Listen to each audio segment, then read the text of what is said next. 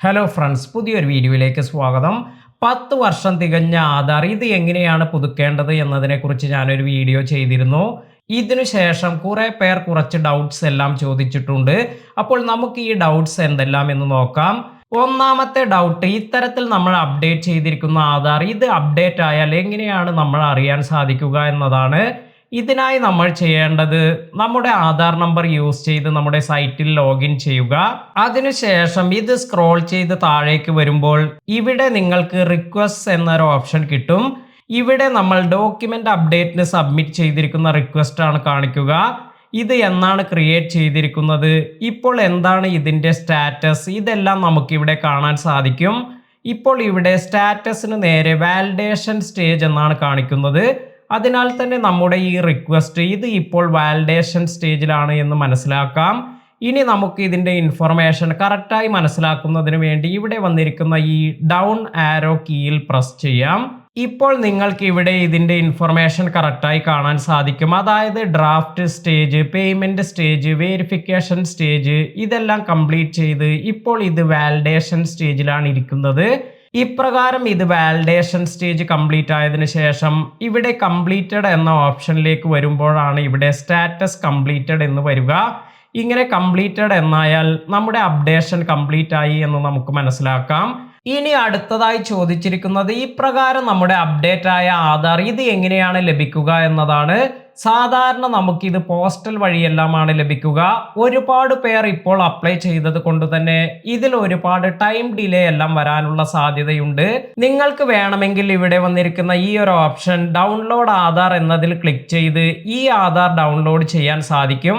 ഇതിനായി നിങ്ങൾ പോകേണ്ടത് ഡൗൺലോഡ് ആധാർ എന്ന ഈ ഒരു ഓപ്ഷനിലാണ്. ഇനി അതുപോലെ ഒരുപാട് പേർ ചോദിച്ചൊരു കാര്യമാണ്, നമ്മുടെ നിലവിലുള്ള ആധാർ ഇത് എപ്പോഴാണ് അപ്ഡേറ്റ് ആയിരിക്കുന്നത്, ഇതിനെക്കുറിച്ച് എങ്ങനെയാണ് മനസ്സിലാക്കാൻ സാധിക്കുക എന്നാണ്. അപ്പോൾ നമുക്ക് ഇതിനെക്കുറിച്ച് മനസ്സിലാക്കുന്നതിന് വേണ്ടി ഇവിടെ ആധാർ അപ്ഡേറ്റ് ഹിസ്റ്ററി എന്നൊരു ഓപ്ഷൻ കിട്ടും. ഇപ്രകാരം നിങ്ങൾ ഇവിടെ ആധാർ അപ്ഡേറ്റ് ഹിസ്റ്ററി എന്നതിൽ ക്ലിക്ക് ചെയ്യുകയാണെങ്കിൽ നിങ്ങളുടെ ആധാർ ഇത് എപ്പോഴാണ് അപ്ഡേറ്റ് ആയിരിക്കുന്നത് എന്നതിനെക്കുറിച്ചുള്ള ഇൻഫർമേഷൻ എല്ലാം കാണാൻ സാധിക്കും. അപ്പോൾ അതിൻ്റെ ഇയർ, ഡേറ്റ്, ഈ ഇൻഫർമേഷൻ എല്ലാം നിങ്ങൾക്ക് ഇതിൽ കാണാം. ഇനി അടുത്തതായി കുറെ പേർ ചോദിച്ചിരിക്കുന്ന ഒരു കാര്യം, ഫോൺ നമ്പർ അപ്ഡേറ്റ് ചെയ്യാത്തവർ എങ്ങനെയാണ് ആധാർ അപ്ഡേറ്റ് ചെയ്യുക എന്നതിനെ കുറിച്ചാണ്. ഇപ്രകാരം ഫോൺ നമ്പർ അപ്ഡേറ്റ് ചെയ്യാത്തവർക്ക് ഇത് മൊബൈലിൽ നിന്നും ആധാർ അപ്ഡേറ്റ് ചെയ്യാൻ സാധിക്കില്ല.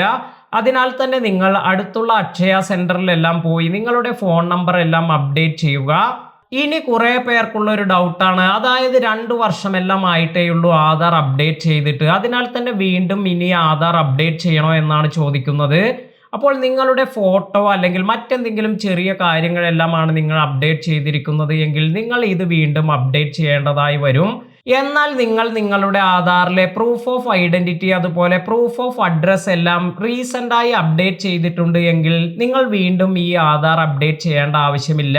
കാരണം 10 വർഷത്തിനുള്ളിൽ നമ്മുടെ പ്രൂഫ് ഓഫ് അഡ്രസ് അതുപോലെ പ്രൂഫ് ഓഫ് ഐഡന്റിറ്റി എല്ലാം അപ്ഡേറ്റ് ചെയ്യാനാണ് ഇവിടെ നിർദ്ദേശിക്കുന്നത്. അതിനാൽ തന്നെ 10 വർഷമായി ഈ ഡോക്യുമെന്റ് ഒന്നും അപ്ഡേറ്റ് ചെയ്യാത്തവർക്ക് അവർക്ക് ഈ ഡോക്യുമെന്റ് എല്ലാം നൽകി ഈ അപ്ഡേഷൻ കംപ്ലീറ്റ് ചെയ്യാം. ഇന്നത്തെ വീഡിയോ നിങ്ങൾക്ക് എല്ലാവർക്കും ഉപകാരപ്പെട്ടു എന്ന് കരുതുന്നു. വീഡിയോ ഉപകാരപ്പെട്ടുവെങ്കിൽ ലൈക്ക് ചെയ്യാനും മറ്റുള്ളവർക്ക് ഷെയർ ചെയ്ത് കൊടുക്കാനും മറക്കാതിരിക്കുക. അതുപോലെ നിങ്ങൾ ഇതുവരെ നിങ്ങളുടെ ആധാർ അപ്ഡേറ്റ് ചെയ്തിട്ടില്ല എങ്കിൽ എങ്ങനെയാണ് ആധാർ അപ്ഡേറ്റ് ചെയ്യേണ്ടത് എന്നതിനെക്കുറിച്ചുള്ള വീഡിയോയുടെ ലിങ്ക് ഞാൻ എൻ്റെ ഈ ഡിസ്ക്രിപ്ഷൻ ബോക്സിൽ നൽകുന്നതാണ്. അപ്പോൾ നിങ്ങൾക്ക് വീട്ടിലിരുന്നു കൊണ്ട് തന്നെ നിങ്ങളുടെ മൊബൈൽ ഫോണിൽ നിന്നും എങ്ങനെയാണ് ആധാർ അപ്ഡേറ്റ് ചെയ്യേണ്ടത് എന്നതിനെക്കുറിച്ചെല്ലാം ഈ വീഡിയോ കണ്ടാൽ നിങ്ങൾക്ക് മനസ്സിലാക്കാൻ സാധിക്കും. പുതിയ അറിവുകളുമായി മറ്റൊരു വീഡിയോയിൽ കാണാം. താങ്ക്